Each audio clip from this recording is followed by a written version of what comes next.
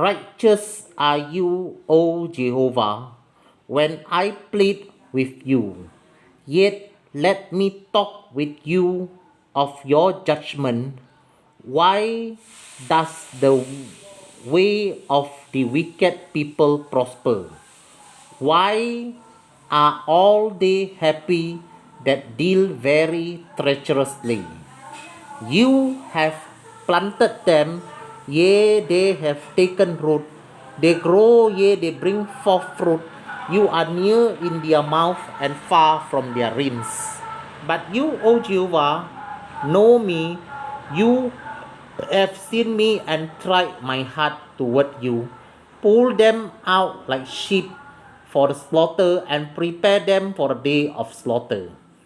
How long shall the land mourn, and the herbs of every field wither, for the wickedness of them that dwelling therein. The beasts are consumed, and the birds, because they said, He shall not see our last end. If you have run with the footmen and they have wearied you, then how can you contend with horses? And if in the land of peace wherein you trust they wearied you, then how would you do in the swelling of Jordan? For even your brethren and the house of your father, even they have did treacherously with you, yea, they have called a multitude after you. Believe them not, though they speak fair words to you. I have forsaken my house, I have left my heritage, I have given the dearly beloved of my soul into the hand of her enemies. My heritage is to me as a lion in the forest. It cries out against me, so I have hated it. My heritage is to me as a speckled bird. The bird round about are against her. Come you, assemble all the beasts of the field, come to devour. Many pastors have destroyed my vineyard. They have trodden my portion under foot. They have made my pleasant portion a desolate wilderness. They have made it desolate, and being desolate, it mourns to me. The whole land is made desolate, because no man lays it to heart. The spoiler are coming upon all high places through the wilderness. For the sword of Jehovah shall devour from the one end of the land even to the other end of the land. No flesh shall have peace. They have sown wheat, but shall reap thorns. They have put themselves to pain, but shall not profit. And they shall be ashamed of your revenue because of the fierce anger of Jehovah. Thus says Jehovah against all my neighbor, that touching the inheritance which I have caused my people, Israel, to inherit. Behold, I will pluck them out of their land, and pluck out the house of Judah from among them.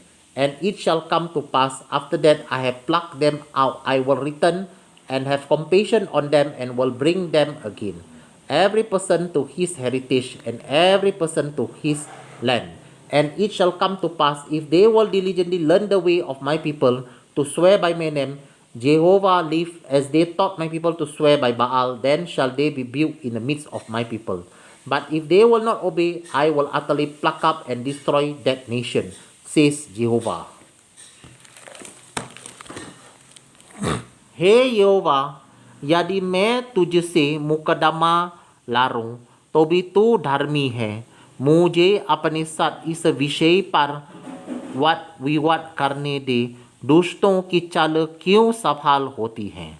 क्या कारण है कि विश्वासघाती बहुत सुख से रहते हैं, तो उनको बोता और वे जार भी पकड़ते, वे बढ़ते और फलते भी हैं, तो उनके मुंह के निकट हैं, परंतु उनके मानों से दूर हैं। हे यहोवा, तू मुझे जानता है, तू मुझे दिखता है, और तूने मेरे मन की परीक्षा करके देखा कि मैं तेरी ओर किस प्रकार रहता हूँ। जैसे भेड़ बकरियों गाद होने के लिए झुंड में से निकाली जाती हैं, वैसे ही उनकी भी निकाल ले, और वध के दिन के लिए तैयार कर।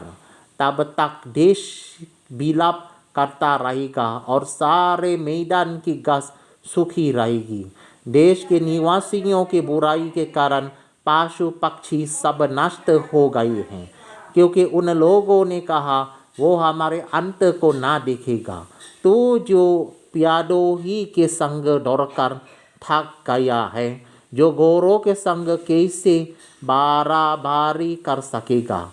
और यद्यपि तू शांति के इस देश में निडर है, परंतु यर्दन के आसपास के घने जंगल में तू क्या करेगा, क्योंकि तेरे भाई और तेरे घराने के लोगों ने भी विश्वासघात किया है। वे तेरे पीछे लाल करते हैं। यदि वे तुझे मीठी बातें भी कहे तो भी उनकी प्रतीति ना करना। मैंने अपना घर छोड़ दिया, अपना निज बाग में त्याग दिया है। मैंने अपनी प्राण प्रिया का शत्रुओं के वश में कर दिया है, क्योंकि मेरा निज भाग मेरे देखने में वन के सिंह के समान हो गया और मेरे विरुद्ध गरजा है। इस कारण मैंने उससे बैर किया है।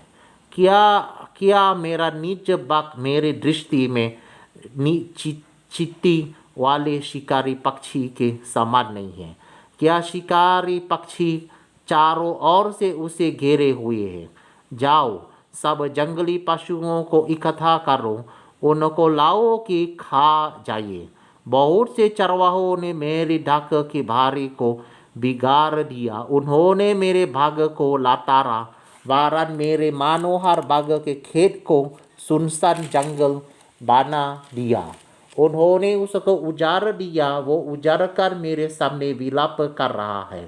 सारा देश उजाड़ गया है तो भी कोई नहीं सोचता। जंगल के सब मुंडे तीलों पर नाश करने वाले चर आए हैं, क्योंकि यहोवा की तलवार देश के एक छोर से लेकर दूसरी छोर तक निकालती जाती है। किसी मनुष्य को शांति नहीं मिलती।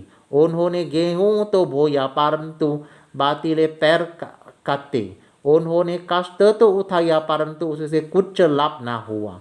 यहोवा के क्रोध के भड़काने के कारण तुम अपने खेतों को उपज के विषय में लज्जित हो।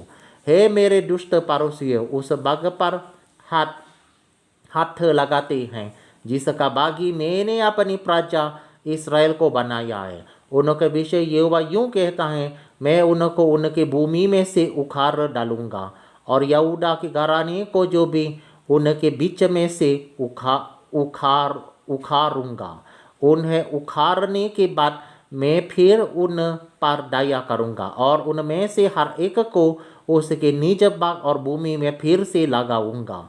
यदि वे मेरी प्रजा की चाल, परमेश्वर मेरे ही नाम की सौगंध, यहोवा के जीवन की सौगंध खाने लगे, जिस प्रकार से उन्हें मेरी प्रजा को बाल की सौगंध खाना सिखलाया था, तब मेरी प्रजा के बीच उनका भी वंश बढ़ेगा। परंतु यदि वे ना माने तो मैं उससे जाति को ऐसा उखाड़ूंगा कि वो फिर कभी ना पनपेगी। यहोवा की यही वाणी है। Alright, I have finished reading in English and literal Hindi as well.